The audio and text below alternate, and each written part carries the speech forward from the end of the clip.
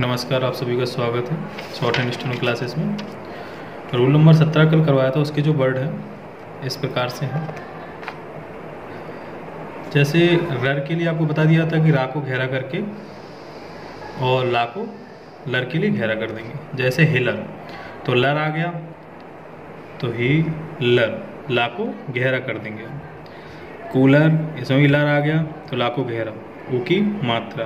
Killer, ला को घेरा, एक ही मात्रा वही रहेंगी जो हमारी चल रही हैं, मात्रा में कोई। फिर आता है सरर। अब इसमें बताया था आपको कि रर आने पर रा को घेरा कर देंगे, तो सा बनाया और रर घेरा। कालर, लर के लिए फिर ला को घेरा कर दिया। ये डबल पेन इसलिए चलानी पड़ रही है क्योंकि आपको दिख सके। अगर पेंसिल से बनाएंगे तो आपको क्लियर साफ नहीं आएगा समझ में। जैसे किरार लिखा हुआ है तो के रार, रा को घेरा कर दिया। का की मात्रा अगले व्यंजन के बाईं तरफ, रा की मात्रा रा पे, क्लर्क। अब इसमें आप देखेंगे का के बाद क्या आ रहा है, ला, ला के बाद क्या आ रहा है, रा। तो ला के बाद रा आ गया तो क्या हो गया, ल रा का नियम आ गया। तो का ला को घेरा कर देंगे, क्लर, और लास्ट में क। निरर्थक, तो ने, अब डबल रा आ गया, एक रा ये एक रा दूसरा हो गया, तो निरर्थक मात्रा इस तरह से। Miller, Miller. खर्रा, अब ये कौन से स्थान की मात्रा है, खा में कोई मात्रा नहीं है और आगे जो वर्ड दिया हुआ है वो कौन सा है, नीचे आने वाला, तो हम रा को लाइन पर बनाएंगे, खा लाइन के ऊपर हो जाएगा, मात्रा दाईं तरफ। अब ये किलरित, तो अब ला के बाद रा इसमें भी आ गया, तो तीसरे स्थान की मात्रा किलरित, तो ता का हुक्का लगा देंगे। लारवा, ला के बाद रा आ गया तो ला को ही घेरा कर दो शुरू में ही, लार वा। गिर्राज, दो रा आ गए तो एक रा का प्रयोग करेंगे, घेरा, गिर्राज। उर्दू का जा भी लगा सकते हैं हम इसमें, जा के लिए। झूलर, तो झू, ला को घेरा कर देंगे, ऊ की मात्रा। Parlour, parlour. गूलर, गूलर। चरर, रर आया फिर वही घेरा कर देंगे। ये आपका नियम नंबर 17 कंप्लीट हो चुका है। इसके बाद नियम नंबर 18, ये नियम नंबर 18 है। इसमें रा का नियम है, जैसे आपने ता का नियम सीखा अभी तक, ना का नियम सीखा, बिल्कुल वैसा ही है। ये रा का नियम है। ये जो है नीचे आने वाला कोई सा ही व्यंजन आएगा उसके प्रारंभ में लगेगा हुक, ठीक है ना, आंकड़ा ही बोल सकते हैं इसको। आगे जाने वाले व्यंजनों में दाईं तरफ लगेगा, टेढ़े व्यंजनों में अंदर की तरफ लगेगा। ये जो शुरू में हुक लग रहा है इसको हम क्या पढ़ेंगे, रा। जैसे ये क्या लिखा हुआ है, प र। रा जो है जिस व्यंजन के बाद में आता है उससे पहले लगाते हैं। जैसे ये लिखा है क र, तो ये समझ ही गए होंगे आप, माँ में रा लगा हुआ है तो क्या हो गया, म र। ऐसे ये द र, क्लियर। इसमें रा जिस व्यंजन के बाद में आता है उसके पहले लगता है, ये आपको शुरू का जो है वो आपको क्लियर कर दिया। अब इसके बाद आपको रूल पे लेके चलते हैं।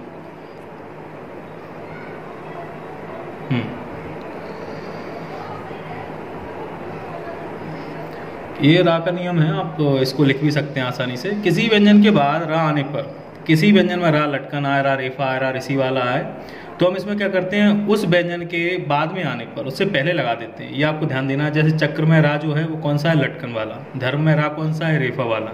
पृथक में रा कौन सा है, ऋषि वाला। ये आपको समझाने के लिए कि आप समझ सकें इससे कि रा कौन कौन से प्रयोग में आते हैं।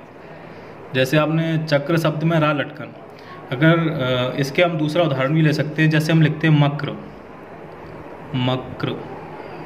अब इसमें भी रा जो है नीचे वो क्या है, लटकन है, ठीक है ना। धर्म शब्द में रा रेफा, तो ऐसे हम किसको ले सकते हैं, कर्म।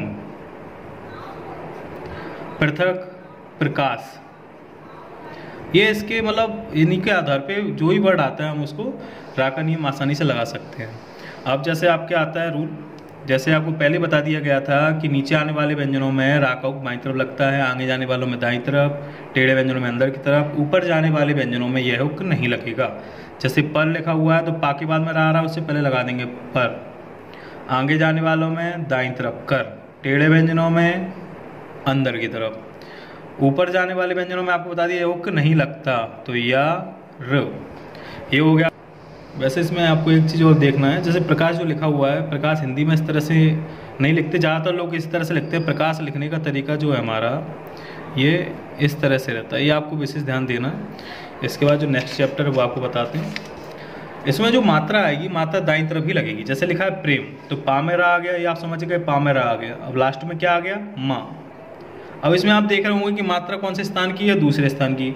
तो इसकी जो मात्रा है वो उसी व्यंजन पे दाईं तरफ रहेगी, अगले व्यंजन पे नहीं जाएगी, आपको ध्यान देना है। जैसे ग्रामीण, तो ग्रामीण, तो ग्रा आ की मात्रा, माँ की मात्रा माँ पे क्यों रहेगी, क्योंकि ना का हुक लगा हुआ है। यदि ना पूरा बना होता तो मात्रा अगले व्यंजन के बाईं तरफ पहुँच जाती।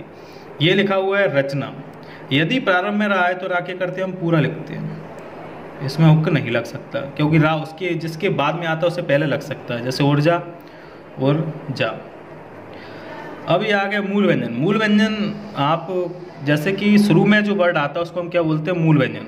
मूल व्यंजन के बाद कोई सा भी वर्ड आए और उनके दोनों के बीच में कोई मात्रा आती है तो हम इन दोनों को अलग अलग लिखते हैं। जैसे पा र, ये कब होता है, जब दो व्यंजन हो साथ में, बस दो व्यंजनों के बीच में मात्रा आती है तो हम इनको अलग अलग लिखते हैं। अगर दो के साथ तीन आ जाए, जैसे पार था, हमने इसको पारस बना दिया, पारस कर दिया।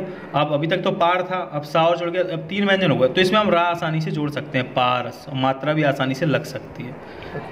व्यंजन तो आप समझ रहे होंगे ना, जो आपको शुरू में समझाए गए थे, काका गागा, पापा बाबा, इस तरह से जो दिए गए हैं, ये पा भी है, रा भी है, और जो शुरू में आता है उसको हम मूल व्यंजन बोलते हैं। ये तो सारे वैसे व्यंजन हैं, लेकिन ये शुरू में जो आएगा उसको मूल व्यंजन बोलेंगे। और जो इनके साथ जुड़ के आएगा वो क्या होगा, स्वर या मात्रा। यदि इनके पहले आती है तो स्वर मानी जाती है, उसके व्यंजन के बाद में आएगी तो क्या, ज़्यादातर मात्रा मानी जाती है। अब इसके बाद आते हैं नेक्स्ट पे, मूल व्यंजन। मूल व्यंजन आपको बताई दिया, मूल व्यंजन और रा के बीच कोई सी मात्रा, कौन सी मात्रा आ गई, ई की मात्रा आ गई, तो हम इसमें क्या करेंगे, रा का नियम लगा देंगे, निराकरण बना दिया पूरा।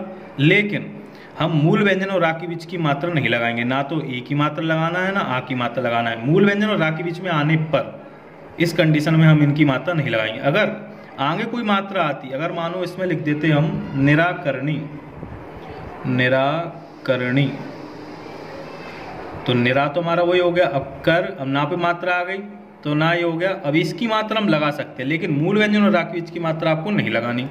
ऐसे कुर्बानी, तो मूल व्यंजन और रा के बीच मात्रा आ गई, ये आपको क्लियर है। तो कुर्बानी, इसकी हम मात्रा लगा दे रहे हैं, लेकिन हम का और रा की मात्रा नहीं लगाएंगे, आपको ध्यान देना है। देख रहे होंगे आप, इसमें बिल्कुल मात्रा नहीं लगी। अब जैसे जो नियम अभी तक हमने रा के लिए लागू किया था वही डा के लिए लागू करेंगे। रा और डा में क्या अंतर है, रा हमारा ये बना हुआ है और डा हमारा ये बना हुआ है, बस इसमें जो काटा हुआ है इसके अंतर है और कुछ नहीं है। उसी के आधार पर हम डा का नियम सीखेंगे। डा को हम रा समझ के भी चल सकते हैं, जैसे झगड़ा, तो झगड़ा। अब इसमें डा के लिए हम लास्ट में कटे हुए व्यंजन के लिए डैश लगा देंगे, कटा हुआ व्यंजन है इसलिए हम डैश लगा देंगे, मात्रा दाईं तरफ। ऐसी झोंपड़ी, तो पा के बाद डा आ गया तो झोंपड़ी, रा का रूप ले लेंगे झोंपड़ी। ये आपका नियम कंप्लीट हो गया। इसके अभी वर्ड देते हैं आपको। ये जो 18 नंबर नियम के आपके वर्ड हैं ये आपको बनाने हैं, और भी किसी प्रकार के अगर रूल में दिक्कत है आपको तो आप पूछ सकते हैं, कमेंट बॉक्स में लिख सकते हैं। धन्यवाद।